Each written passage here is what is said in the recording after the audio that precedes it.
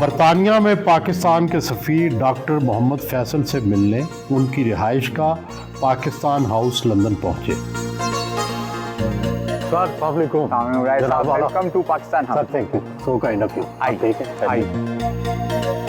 London کے سرسبز علاقے میں وسیع لان اور یہ خوبصورت پاکستان ہاؤس، اس کی تاریخ کیا ہے؟ یہ جی قریباً 30 سال پہلے خریدا گیا۔ اس وقت یہ لندن کے مضافات کا ہے، جس طرح تمام شہر گرو کرتے ہیں، تو اب یہ شہر کا بڑا اہم حصہ بن گیا ہے، مگر یہ اس وقت ایک ہیمسٹیڈ کے گاؤں کی طرح کا علاقہ تھا، اور یہ بڑی جگہ اس وقت لے لی گئی۔ اب تو یہ لینے کا ایون پاکستان کے لیے تصور نہیں۔ کئی لوگ اعتراض کرتے ہیں کہ ہمارے سفیر جو ہیں وہ بڑے شان و شوکت سے رہتے ہیں، تو کیا یہ سفیر صرف یہاں پہ رہائشی رکھتے ہیں یا اس کا کوئی اور استعمال بھی ہے؟ نہیں جی، اس کا صرف رہائش کے علاوہ جتنے آپ کے فنکشنز ہیں وہ نہیں، اگر باہر کروائیں تو وہ مہنگے پڑتے ہیں یا گھر پہ؟ میں بتا رہا ہوں جی، اس کا 10% اخراجات پہ آپ گھر پہ کرا لیتے ہیں۔ میں اور میرا بیٹا یہاں ہوتا ہے، میری وائف آتی جاتی ہیں، دونوں بیٹیاں پاکستان ہیں۔ ہمیں تو 1.5 کمرہ چاہیے، ہمیں تو اتنا بڑا گھر نہیں چاہیے۔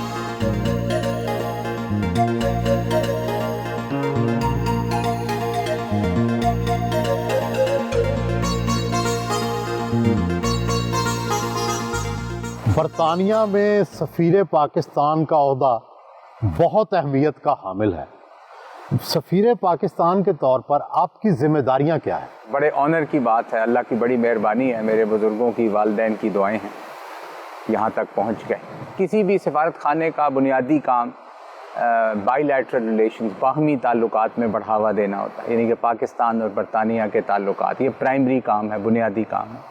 اس کے علاوہ جو ہماری کمیونٹی، ہمارے بیرون ملک پاکستانی رہتے ہیں، یہاں قریباً 16-17 لاکھ ماشاءاللہ پاکستانی رہائش پذیر ہیں، بہت انٹریکشن ہے ہائیسٹ لیول پہ، ہمارا بھی اور ان کا بھی ہمارے ساتھ۔ یہ کمپلیٹ پیکیج ہوتا ہے جس میں ڈیفینس کے بہت سارے تعلقات ہیں ہمارے 1947 سے لے کر آج تک، تو ان ساروں کو بڑھاوا دینا یہ ایک سفیر کی ذمہ داری ہے۔ آپ نے تعلیم تو ڈاکٹری کی حاصل کی، تو کیا محکمہ خارجہ میں بھی جو ڈاکٹر ہے وہ کامیاب ہو جاتے ہیں؟ راولپنڈی میڈیکل کالج میرا انسٹیٹیوٹ ہے، وہاں سے میں نے تعلیم ڈاکٹری کی حاصل کی۔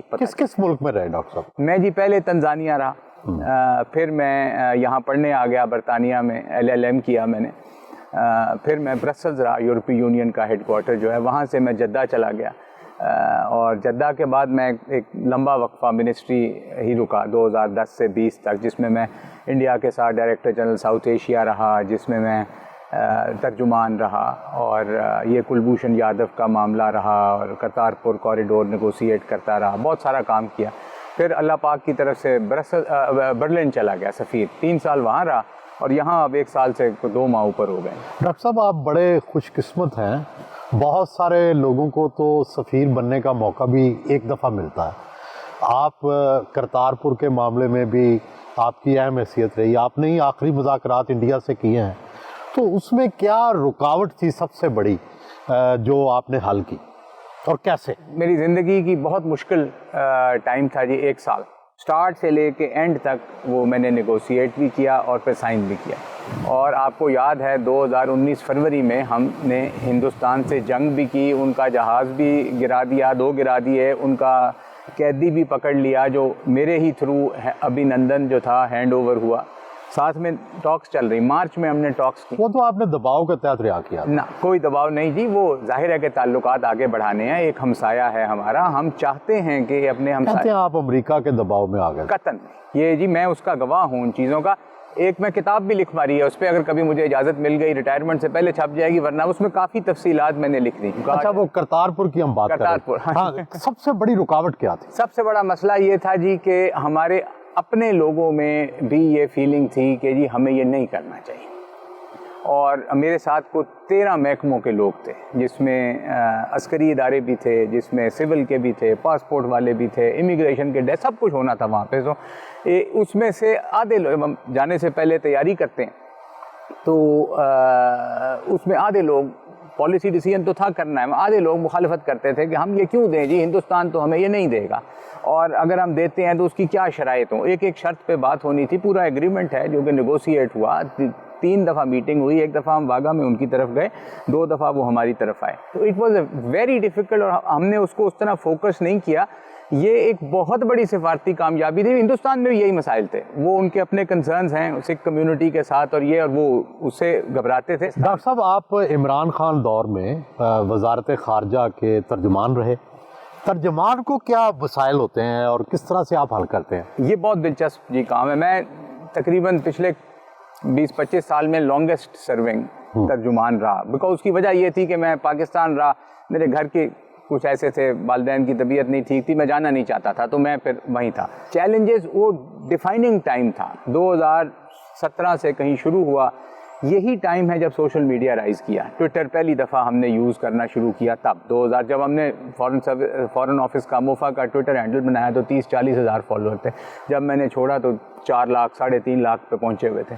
تو جو سپیڈ تھی نا جی, وہ میرا سب سے بڑا چیلنج تھا کہ میڈیا کی سپیڈ چینج ہو چکی تھی اور اس کی ریئلائزیشن ابھی نہیں تھی, ہماری لیڈرشپ کو بھی نہیں تھی اور فورن آفس کو بھی نہیں تھی کہ اس وقت جتنی جلدی ہم رسپونڈ کریں گے اور میڈیا سپیس لے جائیں گے اتنا ہمارا بیانیہ چل جائے گا. گورنمنٹ میں فیصلہ کروانا ایک بہت مشکل کام ہے, نہیں کہ مختلف وزارتیں ہوتی ہیں, مختلف دفتر ہوتے ہیں, چھوٹے چھوٹے بیان ملکوں کے ساتھ جو ہیں ان کی امپلیکیشنز ہوتی ہیں.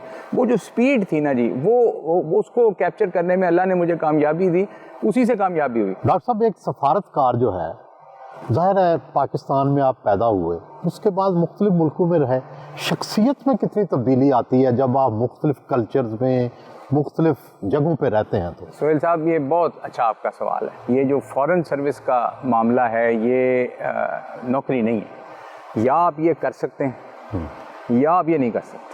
آپ کا مزاج ہے کہ آپ ملکوں جائیں, آپ کو شوق ہے تحقیق کرنے کا کہ ان کا کلچر کیسا ہے, یہ کیسے اٹھتے بیٹھتے ہیں, ہم کیا غلطی کرتے ہیں, ان سے کیا سیکھ سکتے ہیں, ہم کیا اچھا کر رہے ہیں, یہ کیا برا کر رہے ہیں. آپ نے کیا سیکھا؟ میں نے ساری زندگی میں جی ایک بات سیکھی ہے کہ قوم وہ کامیاب ہوتی ہے جو محنت کرتی ہے. بڑی مشکل سی بات ہے مگر میں کہہ دیتا ہوں, تھوڑا سا ہم محنت سے کترانا شروع ہو گئے ہیں پاکستان میں. محنت شارٹ کٹ نہیں ہے, محنت اگر نہیں کریں گے نا تو ہم نہیں کامیاب ہو. باقی لڑائی جھگڑا سب چیزیں. ڈاکٹر صاحب آپ کا فیوریٹ پاکستانی ڈپلومیٹ کون ہے؟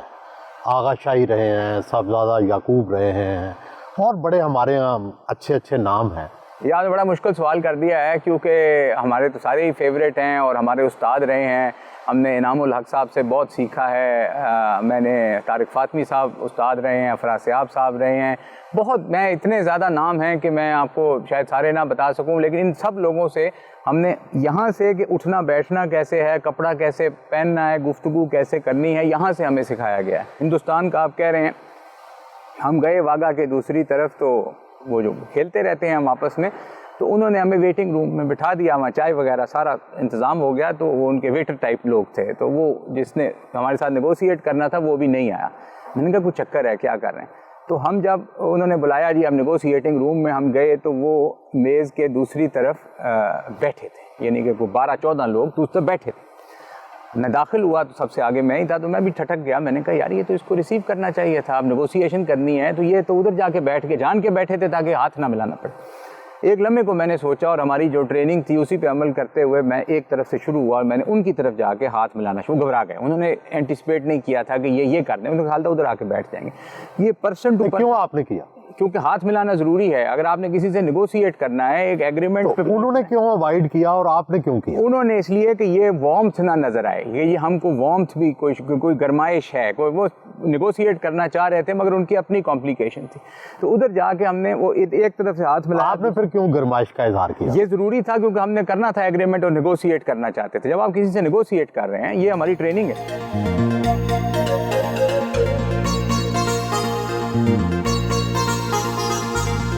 گاڑی کے لیے خصوصی نمبر 1 پارک الاٹ کروایا گیا ہے. گھر سے روانہ ہوئے.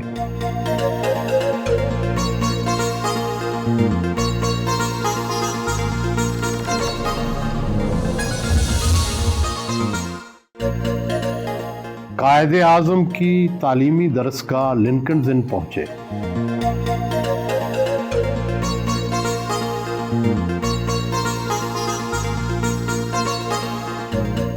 لنکنز ان کے لائبریرین نے خود باہر آ کر استقبال کیا.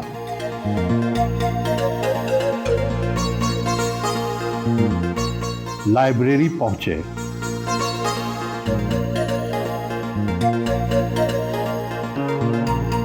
لائبریری کے عین بیچ میں قائد اعظم کا مجسمہ پڑا ہے. قائد اعظم محمد علی جناح لنکن انڈ سے انہوں نے تعلیم حاصل کی. پاکستانی سفارت خانہ نے ان کی یادوں کو محفوظ کرنے کے لیے کیا کیا کیا اب تک؟ یہ جی جو بسٹ ہے یہ ہمارے سفیر صاحب ابن عباس صاحب نے لگوایا تھا، اور یہ وہی کمرہ، یہ وہی لائبریری ہے 1800 کچھ کی جہاں قائد اعظم پڑھا کرتے تھے. جی بہت ساری یہاں چیزیں محفوظ ہیں، رائٹنگز ہیں، کتابیں ہیں، بہت ساری چیزیں. قائد اعظم کی as a law giver and purely as a lawyer یہاں بڑی عزت ہے. ایک تو پاکستان بنانے کے as a creator of the country عزت ہے، وہ تو علیحدہ ہے، مگر پیورلی ایز جو ان کی لیگل انہوں نے لا پریکٹس بھی کیا یہاں پہ کئی سال، اس کی بڑی ویلیو ہے، اس کی بڑی عزت ہے. اور آپ کے کیا کیا پلان ہیں جناح صاحب کے بارے میں یہاں ان کی یادوں کو محفوظ کرنے کے؟ ان کا جو جناح ہاؤس ہے جی اس پہ ہم کام کر رہے ہیں. ظاہر ہے اس میں کچھ اخراجات آئیں گے، وہ اگر ہو جائے تو اس کو محفوظ بنانا چاہتے ہیں. اور بہت ساری چیزیں ہیں جو کہ قائد اعظم سے ریلیٹڈ کم از کم ہم امبیسی میں یا وہ ٹاک رکھوا لیں یا وہ سے بات گفتگو ہو جاتی ہے. یہ سب چیز لائبریری کے مختلف حصوں کا دورہ کیا. صاحب آپ ہسٹورین بھی ہیں، بیرسٹر بھی ہیں، جی سر. پاکستان سے بھی آپ کا تعلق ہے، تو یہ بتائیں کہ جناح صاحب کی کون سی یادیں یہاں محفوظ ہیں لنکن انڈ میں؟ جناح صاحب کا جو ٹائم ادھر گزرا وہ بڑا یادگار رہا، کیونکہ وہ جس حالات میں آئے وہ بڑا مشکل ٹائم تھا. بیسکلی جناح صاحب نے ادھر 1893 میں اپنی ایجوکیشن سٹارٹ کی. لنکن انڈ میں پہلے لیٹن لینگویج کی پڑھائی چل رہی تھی اس وقت، کیونکہ Latin was the language courts and institutions. تو جناح صاحب نے ریکویسٹ کی کہ ان کی لیٹن کی ایگزامپشن کر کے انہیں انگلش میں موقع دیا جائے. تو اس میں ہمارے پاس ان کے لیٹرز بھی موجود ہیں ادھر. پھر 1899 کے آس پاس انہوں نے اپنی 1896 اور 1899 کے آس پاس انہوں نے اپنی وکالت کمپلیٹ کی. اس سے پہلے وہ ایگزاسٹیولی پارلیمنٹ جاتے تھے. ان کا وکیل بننے کا ارادہ تب بنا کہ جب نورو جی دادا بھائی کو انہوں نے دیکھا پارلیمنٹ میں ڈبیٹس اور پولیٹیکل سٹینڈنگ کرتے ہوئے. تو جناح صاحب نے جب ایجوکیشن کمپلیٹ کی تو اس چیز کو لنکن انڈ بڑی اہمیت دیتی ہے. انہوں نے کال ٹو دا بار کیا، اس کا رجسٹر ہے ادھر جس پہ ان کی ساری یادیں محفوظ کی گئی ہیں.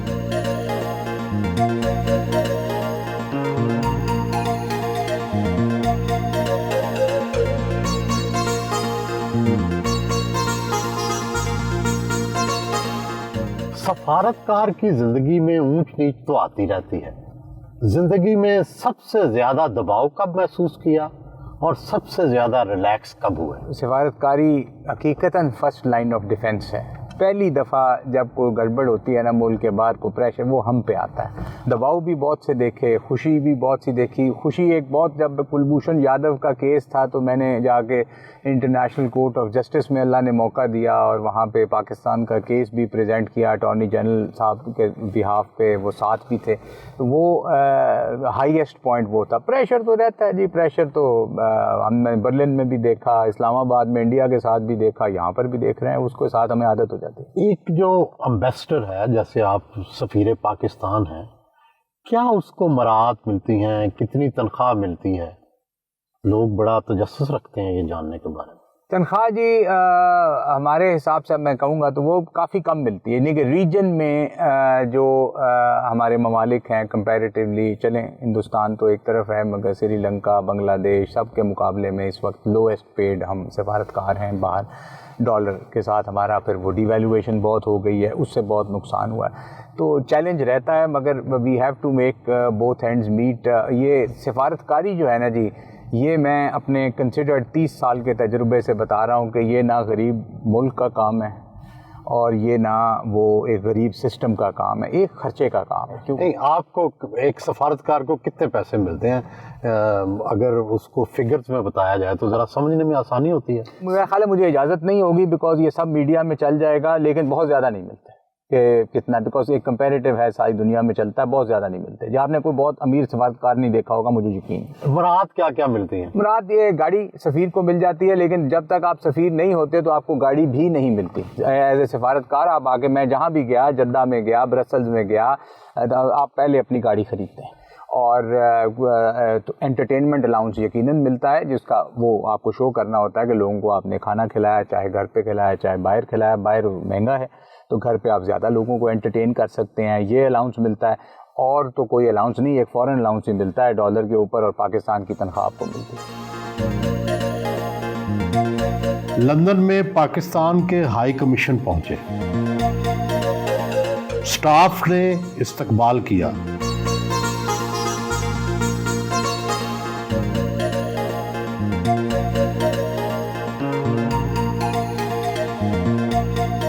ہائی کمیشن کے سٹاف کے ساتھ باقاعدہ ملاقات کی.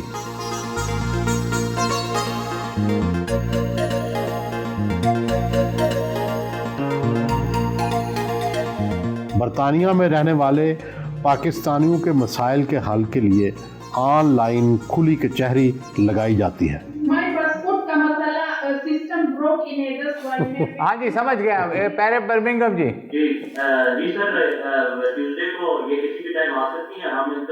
گڈ، شاباش، ٹھیک ہے جناب، ٹھیک ہے جناب، واپس جائیں جی.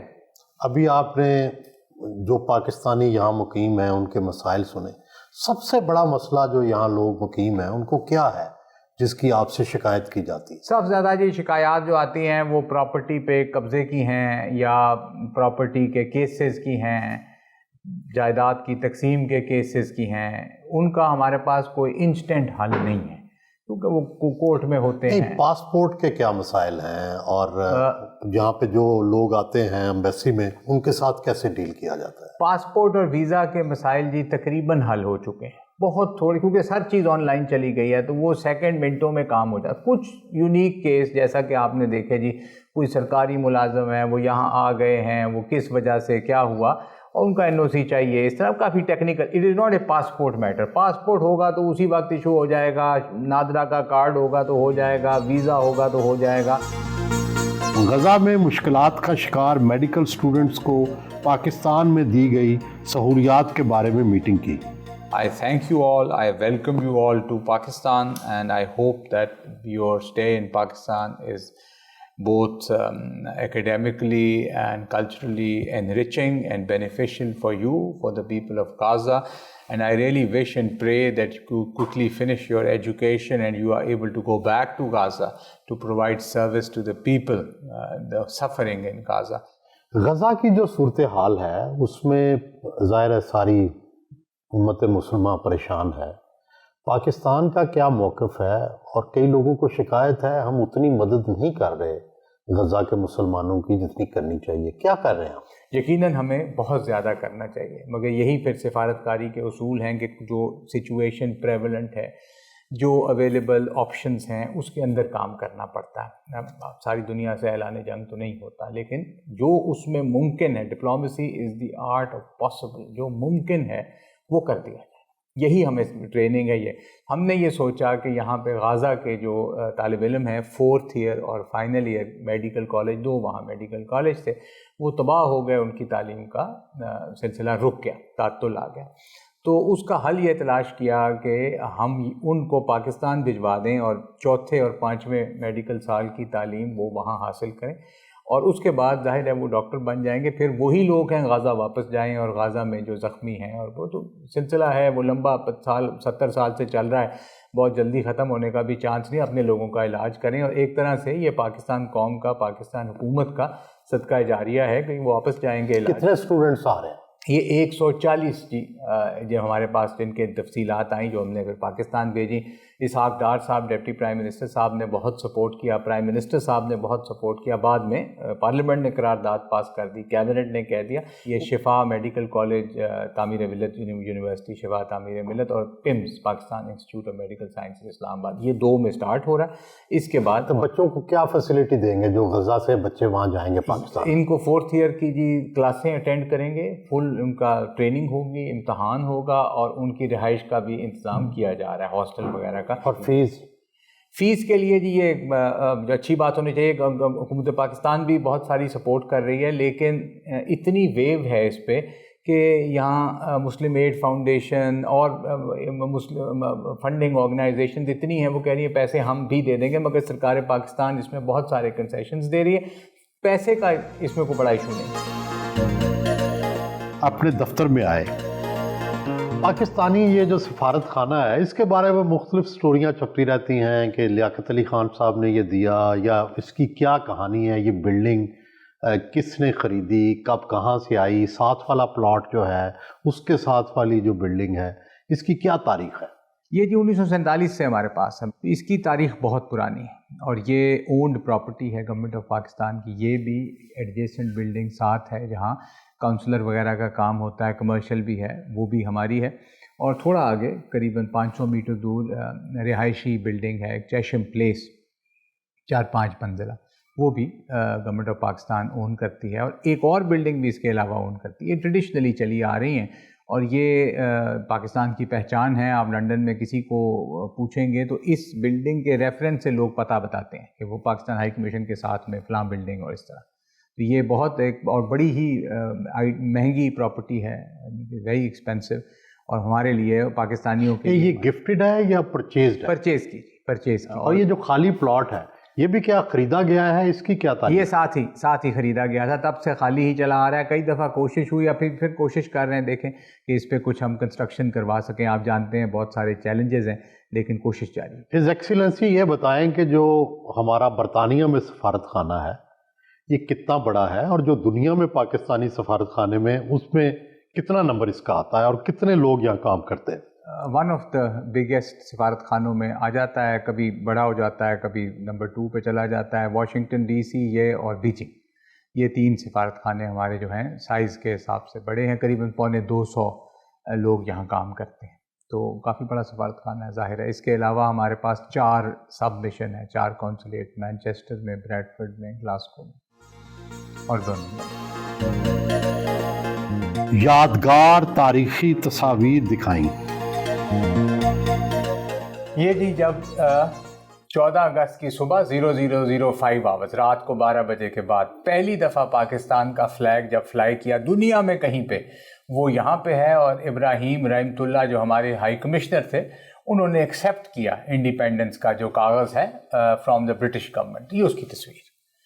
ये पहली मीटिंग ऑफ कॉमनवेल्थ मिनिस्टर्स जो है वो है, जिसमें लियाकत अली खान साहब हैं, नेहरू साहब हैं, किंग जॉर्ज हैं और ये क्लेमेंट एटली हैं। उस वक्त सिलोन कहलाता था, उसके हैं। ये फाउंडिंग मेंबर्स हैं, हम फाउंडिंग मेंबर्स हैं ऑफ कॉमनवेल्थ। ये उसकी तस्वीर। ऑफिस से मुल्का मस्जिद में आए, बेटे के हमरा नमाज जुम्मा अदा की।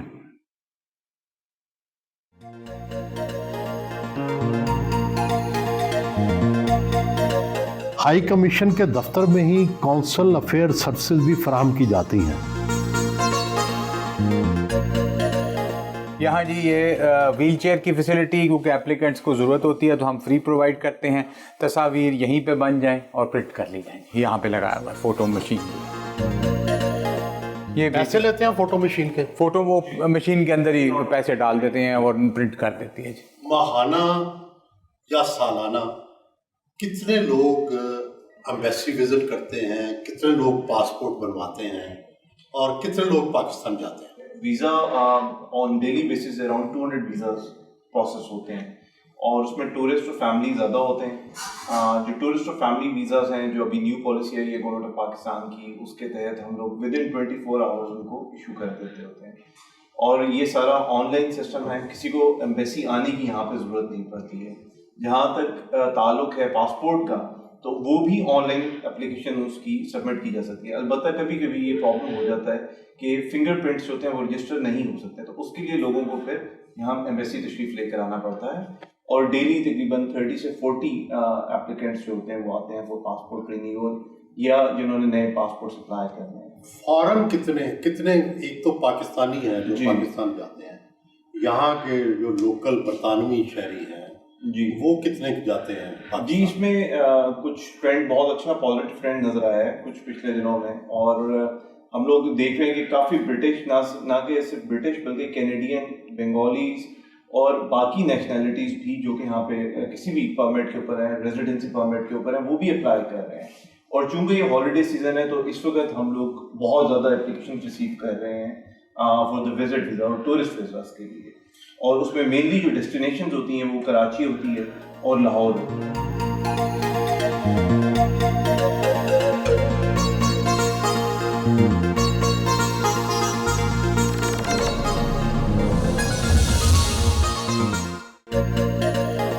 کچھ لوگ کہتے ہیں کہ افریقہ کے حسن میں جادو ہے, کچھ لوگوں کو گورا رنگ پسند ہے. آپ تو ہر کانٹیننٹ پھرے ہیں, آپ کو کہاں کا حسن اچھا لگا؟ میں بڑا سادہ آدمی ہوں اس معاملے میں. پاکستان سے زیادہ اچھا حسن میں نے کہیں نہیں دیکھا. پاکستانی حسن میں کیا اچھا لگتا ہے آپ کو؟ آنکھیں بہت ہماری وہ خواتین کی اگر آپ بات کر رہے ہیں خوبصورت ہیں. ہماری خواتین کا اٹھنا بیٹھنا رکھ رکھاؤ مجھے بہت پسند ہے. آپ کے کتنے بچے ہیں اور وہ کیا کر رہے ہیں؟ ماشاءاللہ 3 بچے ہیں جی. 2 بیٹیاں ہیں, ایک فائنل ایئر میڈیسن میں ہے سیرین شفا میڈیکل کالج میں, اور ایک سیکنڈ ایئر میڈیسن میں ہے, وہ بھی اسلام آباد میں, رومان. اور بیٹا احمد ہے وہ 12 سال کا ہے, بلکہ 13 کا ہونے والا ہے. یہاں پہ 8ویں جماعت میں بھی اس نے جانا ہے. وائف میری ڈرماٹولوجسٹ ہیں اور اسٹیٹکس میں ان کے کلینک ہے اسلام آباد میں. ابھی انہوں نے یہاں پہ بھی ہارلے اسٹریٹ پہ ماسٹرز انہوں نے یہیں UK سے کیا ہوا ہے کلینکل ڈرماٹولوجی میں. شادی محبت کی تھی یا ارینج؟ پیور ارینج میرج تھی جی. میں افریقہ میں پوسٹڈ تھا, واپس آیا, حج کیا تھا, حج کے بعد اسلام آباد آیا 10-15 دن کو, تو والد صاحب نے کہا کہ بھئی اب تمہاری یہ کر دینی ہے منگنی. تو آئی تھاٹ کہ یہ ایسے ہی کہہ رہے ہیں ابھی 10-15 دن میں کیسے یہ کر لیں گے.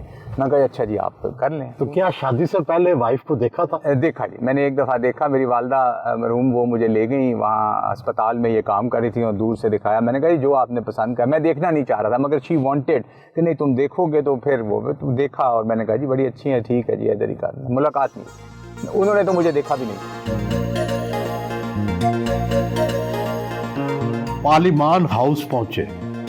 کبھی تو پاکستان کی سفارتکاری کی دھوم ہوتی تھی, آج کل تاثر پھیل رہا ہے کہ شاید بھارت پاکستان سے سفارتکاری میں آگے نکل گیا ہے. کیا واقعی ایسا ہے؟ ایسا بالکل نہیں ہے جی, اور نہ یہ تاثر ہے, کیونکہ ہمارے جو بڑے مدعے ہیں ہندوستان کے ساتھ, جس میں مسئلہ جموں کشمیر ہے, وہ وہیں کا وہیں ہے.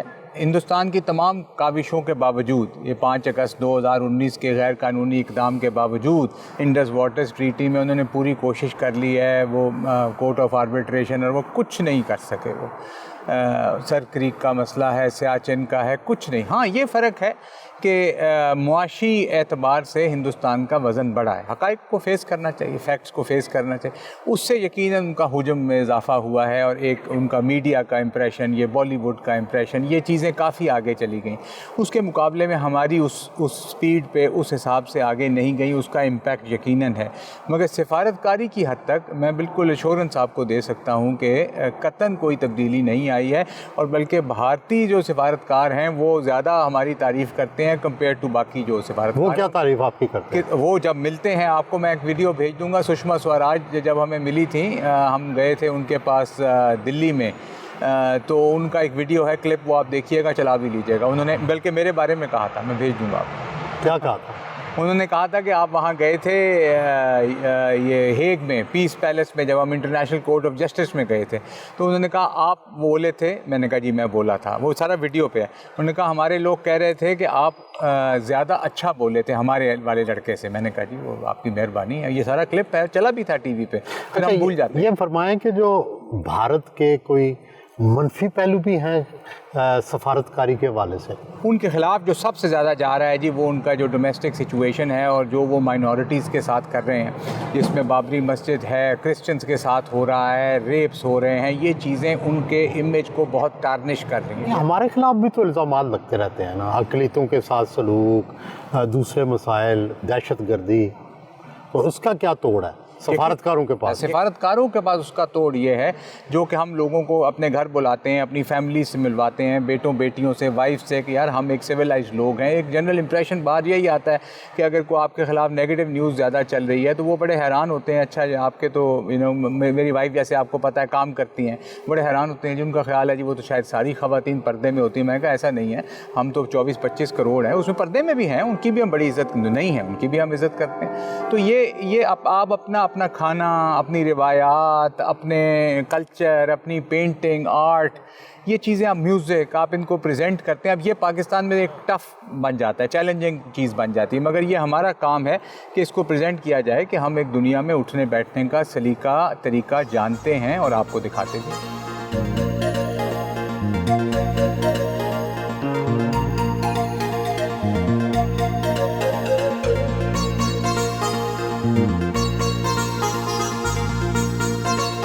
वापस पाकिस्तान हाउस आए,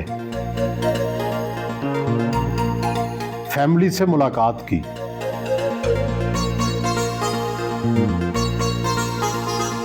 पुरतकल्लुफ पाकिस्तानी डिशेस से तवाज़ो का इंतज़ाम किया गया।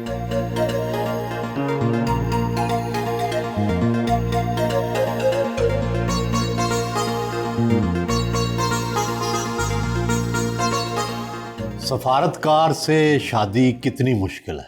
अगर मैं अपने प्रोफेशन को देखूं तो थोड़ा सा मुश्किल है, क्योंकि उसमें ये कि मुझे ऑब्वियसली अपने प्रोफेशन को थोड़ा पीछे करना पड़ता है, अदरवाइज़ मेरा ख्याल है कि मुश्किल नहीं है।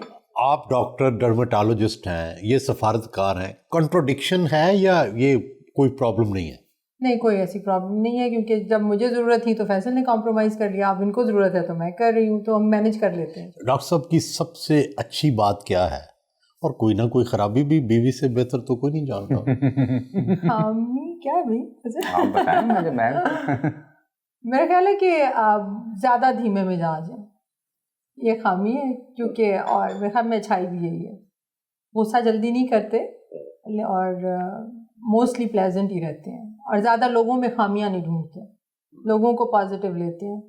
मेरा ख्याल है इनकी कामयाबी की यही रीज़न है। तो कोई ना कोई कभी लड़ाई भी, कोई इख्तलाफ राय किस बात पर होता है? शॉपिंग पे नहीं जाते, बिल्कुल शॉपिंग का शौक नहीं है, तो इस बात पे हो जाती है कि मैं हर चीज़ लेके आती हूँ, आपको साथ चलना चाहिए, तो वो बस। तो इनके कपड़े भी आप ही खरीदती हैं? जी बिल्कुल, सब चीज़ें।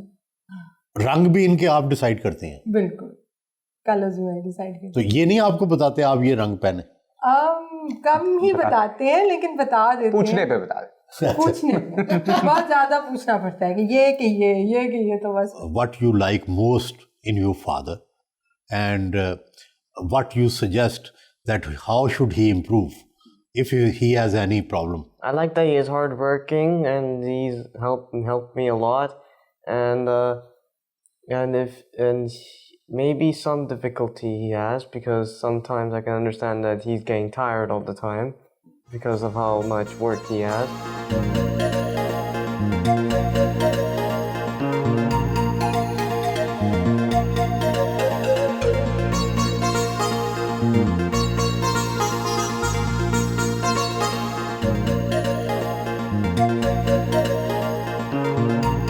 पाकिस्तान हाई कमीशन में सरमायाकारी और सेहत के फ़रोग के हवाले से तकरीब का एहतमाम किया गया। बरतानिया में मुकीम नामवर पाकिस्तानी शख्सियात ने शिरकत की।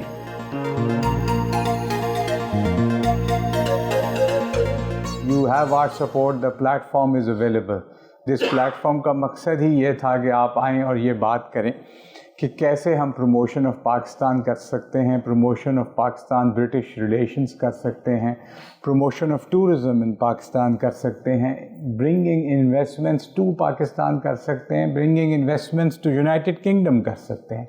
तो it is a mutually beneficial relationship जिसके आप लोग लीडर्स हैं। रंगून वाला साहब ने जो पॉइंट आउट किया, आई इंटायरली एग्री।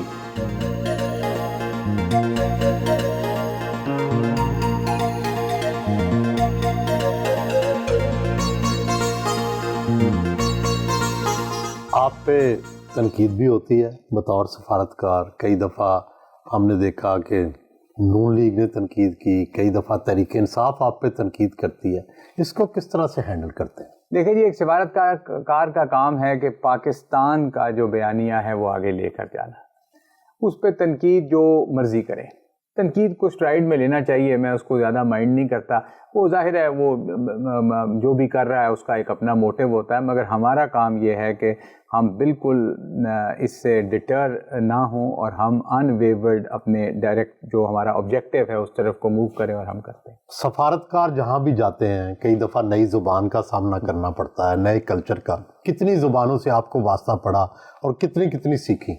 बहुत ज़्यादा नहीं सीख सका, लेकिन जी काम चलाने की हद तक कुछ फ्रांसीसी सीखी, ब्रसल्स रहा, अरबी में भी बड़ी दिलचस्पी थी, जद्दा रहा तो काफ़ी सारी सीख ली थी, अब भूलता जा रहा हूँ। जर्मन पे अच्छा भला A1 का तो कोर्स भी कर लिया था और काफ़ी समझ आ गई थी। ये फरमाइए कि किस तरह की मौसीकी सुनते हैं, कौन से पाकिस्तानी या इंटरनेशनल गुलूकार या गुलूकाराएँ पसंद है? अरीब अज़हर से लेके जो नए जो हैं हमारे बच्चे सुनते हैं, हमने भी उनसे सुना, اور پرانوں تک یہ جو صوفی اللہ ہو سے لے کے یہ مجھے بڑا فیسینیٹ کرتے ہیں اور میں بڑے شوق سے صوفی میوزک سنتا ہوں. فلمیں بھی دیکھتے ہوں گے, کون سی اداکار آپ کو پسند ہے؟ فلموں کا بڑا شوق ہوتا تھا جی پہلے, اب تو کم سے کم ہو گیا. پاکستانی فلمیں تو شاید نہ ہونے کے برابر ہیں. پاکستانی کوئی اداکارہ تو پسند ہوگی یا کوئی اداکار؟ نئے میں یہ فواد خان بہت اچھے ہیں جی. اداکارہ تو وہ نئی میں نے نہیں کوئی دیکھی ہے. کوئی خوبصورت چہرہ, کوئی انڈین بالی ووڈ میں, کوئی لالی ووڈ میں, کوئی ہالی ووڈ میں؟ نہیں, ہمارے خوبصورت چہرے تو مجھے پسند ہیں جی. مائرہ خان بھی بہت خوبصورت ہیں اور نوش حیات ہیں اور بہت سارے ہیں, مجھے ساروں کے نام بھی نہیں پتہ, لیکن یہ ہے کہ خوبصورت یقیناً ہمارے ہیں. ہندوستان پہ میں کامنٹ نہیں کر سکتا, سفارتکار ہوں.